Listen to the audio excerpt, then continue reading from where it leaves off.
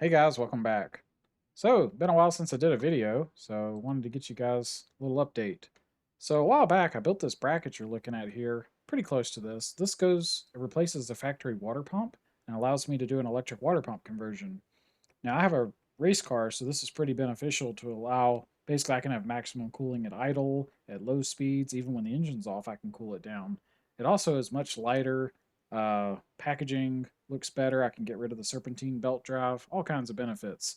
But here's what I've decided. I decided I'm going to sell these. So I'd actually built one extra and I put it on eBay and it sold. I actually had some interest pretty quick, but one of my subscribers actually purchased it.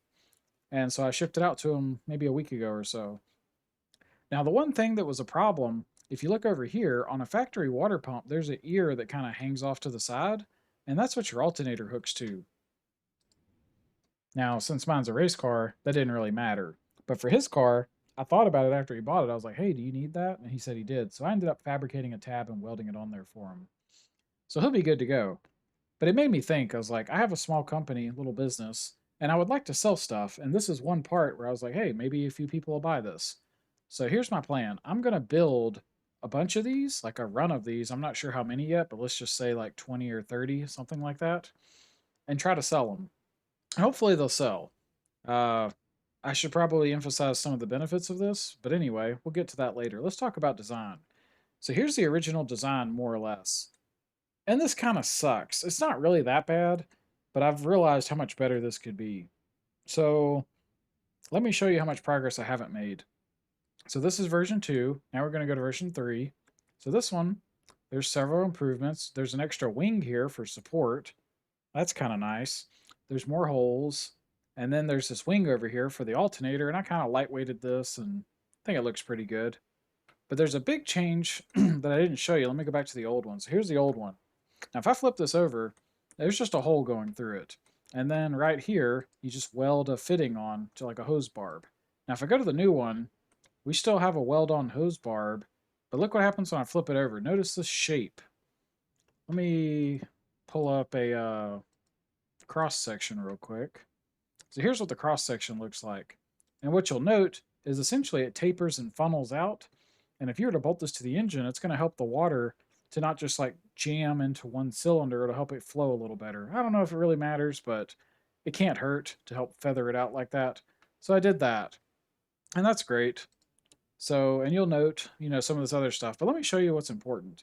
If I come down here to the bottom, see all this ridiculous amount of stuff? This is all the features that I've been adding and removing, and you'll notice a lot of these are grayed out. This actually had more complexity than you see, and I turned some of it off. So this is just like ridiculous. And so then I went to version 5, which is this one. So this one has a few changes. I slightly modified this inside geometry. I got rid of the lightweighting stuff just because I'm going to redo it. If we remember back on this one, you had this little slot and then you had holes, and it just looks kind of messy.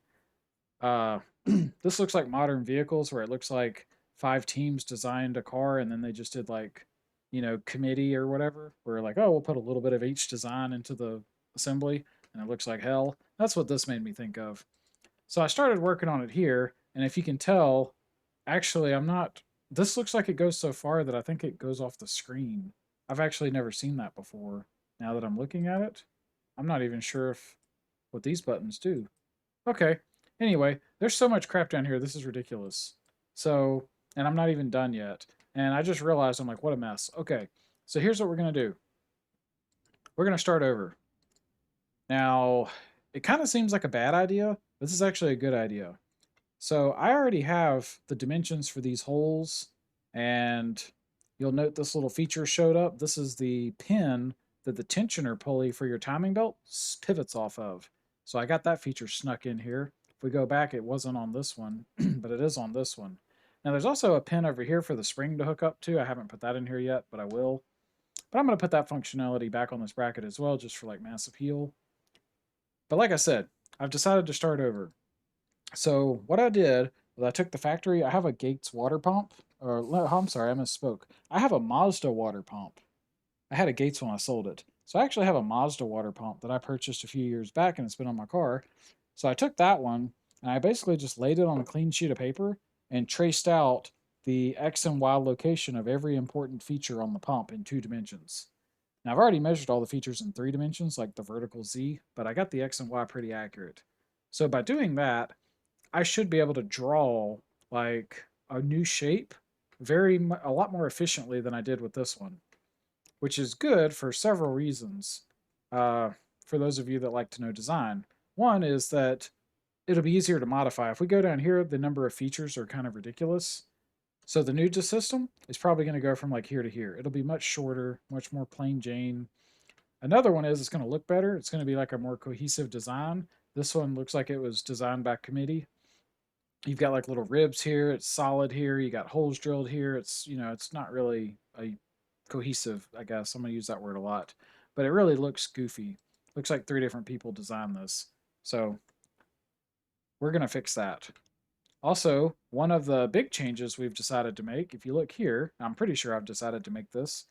This is now machined onto the part. That's a huge benefit in some ways. The downside is it's going to cost more to make. If you'll note, it's now thicker or it's taller. This is going to require a thicker piece of material to machine. And on top of that, when you have an overhang like this, it requires a special cutter and they're going to charge more to do that. That sucks, but I'm sure they'll be able to do it, or somebody will.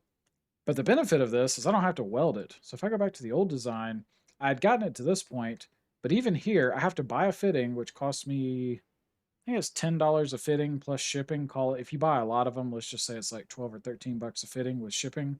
But then you have to physically weld them on. So if it takes 10 or 20 minutes, it probably takes 20 minutes because you got to clean this, clean the fitting, put it together, weld it all the way. So if it takes 20 minutes per part, plus it costs $13, plus it costs electricity and argon, you could make an argument that there's a certain amount of money you'd be willing to spend to just have that feature machined on there.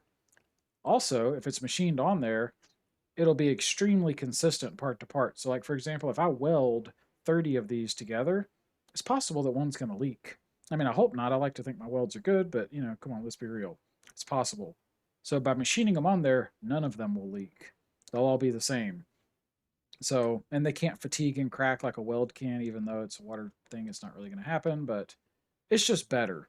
Also, it saves time. I can just have this machined and then sell it. I don't have to go buy fittings, and I also don't have to weld the fittings, and I don't need to do pressure testing. So that's kind of a benefit. So that's what we've decided to do. There's probably going to be some more videos because I haven't actually redrawn this yet. I'm just in the process of picking up all the points. But I got to that point. So I went through this one, and I got to here where I got this pin in here and I had some of these features and I was getting ready to put the pin for the spring. And I don't like, there's aspects of this I like this little ribbing thing in the middle.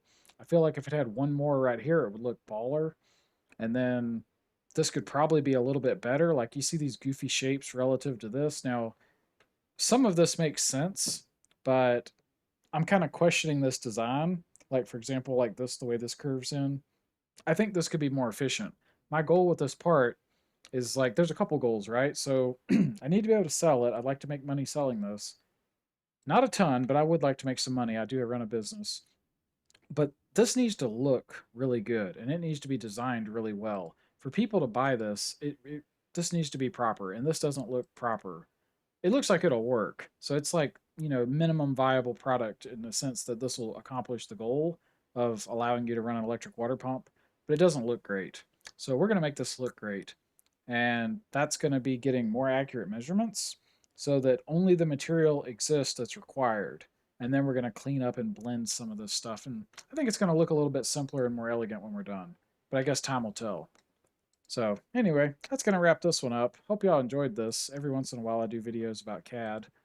So this one's actually, funny enough, I bought a new laptop. So you guys are getting to see this video's first one I've done on my new laptop.